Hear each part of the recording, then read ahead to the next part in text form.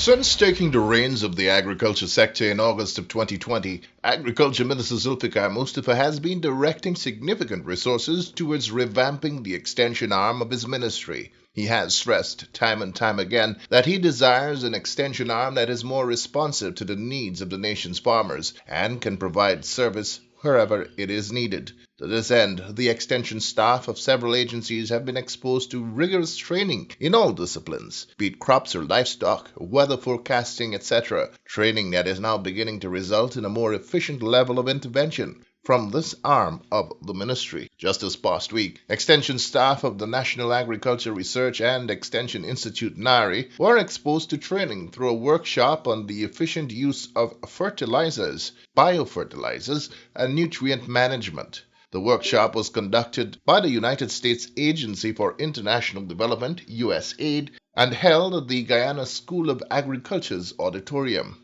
In delivering the feature remarks, Agriculture Minister Zulfikar Mustafa said training is an integral part in the growth and evolution of the Agriculture Ministry, pointing out that this is crucial in the development of Guyana's agri-food systems in order to ensure food security and capability to service regional markets.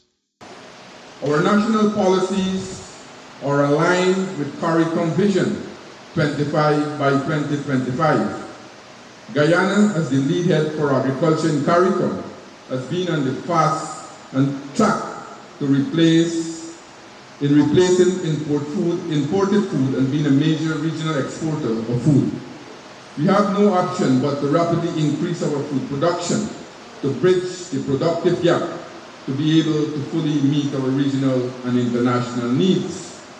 We have been placing significant emphasis and resources to develop our agri-food system in order to ensure our food security and capability to service the regional markets. Indeed, the energetic leadership by His Excellency, our President Dr. Mohamed Irfan Ali, and the regional front not only solidifies Guyana's increasing stature as the regional agriculture giant, but presents an opportunity beyond our shores for enhanced trade and commerce. Referring to the increased prices for fertilizers on the open market, Minister Mustafa said the global factors which contributed to this reality could ultimately impact global food production systems, and as such, government has implemented several measures to safeguard local food production systems here. As a measure, the government of Guyana has allocated last year over $1 billion as subsidies to farmers. And to date, over 22,000 farmers have been benefited from the distribution of fertilizer. This exercise that we have started last year was in direct need that the farmer had with the high cost of fertilizer. That is why also the government of Guyana is pursuing actively to look at the future so that we can produce our own fertilizer. However, in the medium and long-term impact, the increase in fertilizer prices needs to accelerate our innovation, such as the use of biofertilizer and other technologies, and policies in response to this rapid cost rise and discussing ways to mitigate the effects of increasing food and input price on the region. This is why I am very happy that this workshop is being organized today and we are here.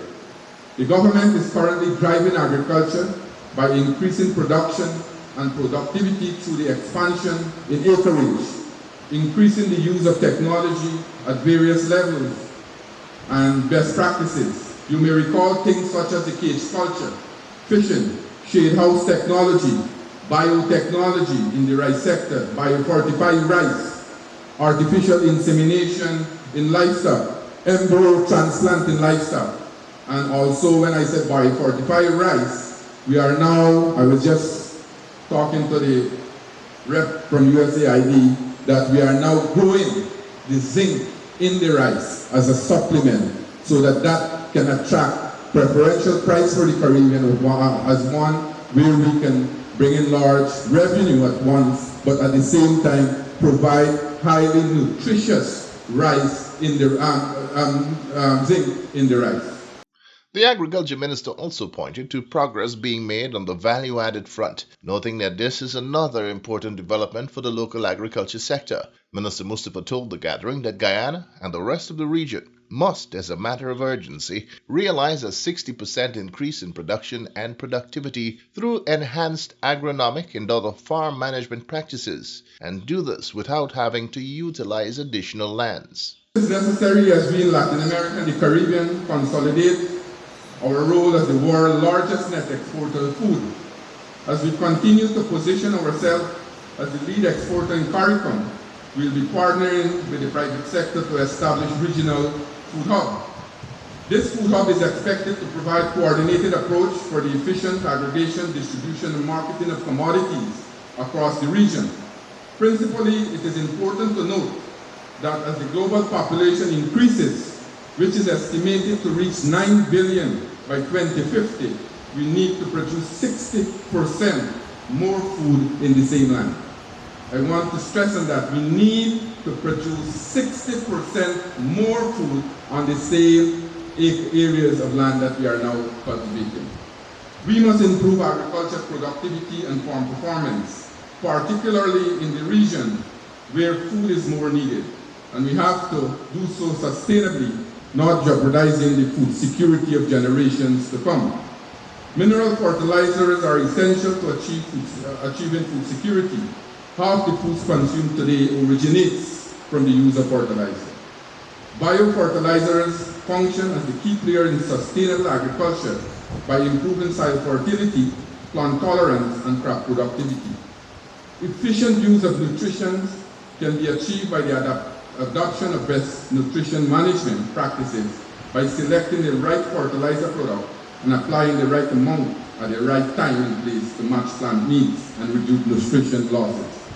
More so, efficient use of fertilizer will aid our farmers greatly as they will reduce the cost of production and increase yield.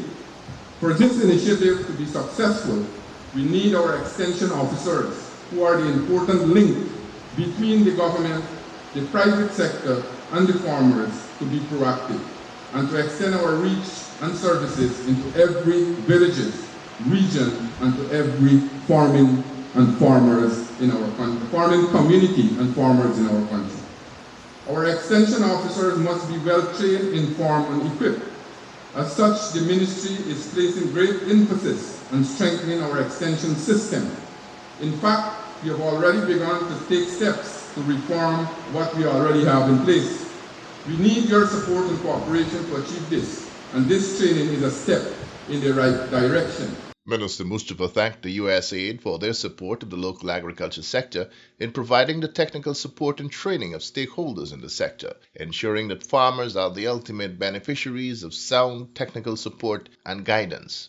Earlier, American Ambassador Sarah Ann Lynch said the training is in response to the clearly discernible threats to the region's food security and seeks to provide the knowledge and support to safeguard the food production systems here. As was mentioned earlier, back in June 2022, during the 9th Summit of the Americas, Caribbean leaders discussed the declining state of food security in the region with no other than President Joe Biden and Vice President Kamala Harris. Following the summit, an action committee on food security was formed with the co-chairs from the United States, CARICOM, and the Dominican Republic. The committee has worked incredibly hard and collaboratively to develop both short-term and medium and long-term action plans to address food insecurity in the region. And as the Foreign Secretary mentioned, there were multiple committees set up at the summit, but the Food Security Committee has been the most proactive and has really made all of the work very actionable and has gotten a lot of kudos for doing so. The training on the efficient use of fertilizers, biofertilizers, and nutrient management, which you're all at this week, are part of those plans to address food insecurity in the region.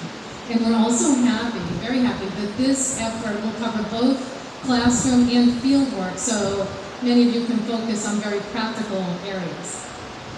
UN statistics show that Latin America and the Caribbean is now, and this is shocking, the most food insecure region in the world. Unfortunately, it costs more money to secure a healthy meal here in the Caribbean than in any other part of the world, which may come as a surprise to some of us. This is a situation that the United States government has noticed, and in collaboration with our regional partners through the CARICOM Secretariat, intends to address and is already addressing. And to do so, we must fix deep vulnerabilities in our food systems. We must also make them more inclusive and sustainable. And we must ensure they deliver well-being for the people that feed our societies. This is our collective neighborhood. Further, we're pleased to note a strong and growing partnership with the government and the people in this critical area, the people of Guyana and the region. The U.S. government pledged $2.7 billion globally to protect the world's most vulnerable populations from the escalating global food security crisis caused in part by Russia's invasion of Ukraine. With these funds, the United States created USAID Global Food Security Response, which works in more than 47 countries to mitigate the effects of food insecurity, and including right here in Guyana. The training event, which was held over 5 days, was also attended by CARICOM's Assistant Secretary General, Mr. Joseph Cox, Guyana's Foreign Secretary, Mr. Robert Persaud, USAID ESC Regional Representative, Mr. Mervyn Farrow, and USAID Representative, Mr. Cole Ahmed.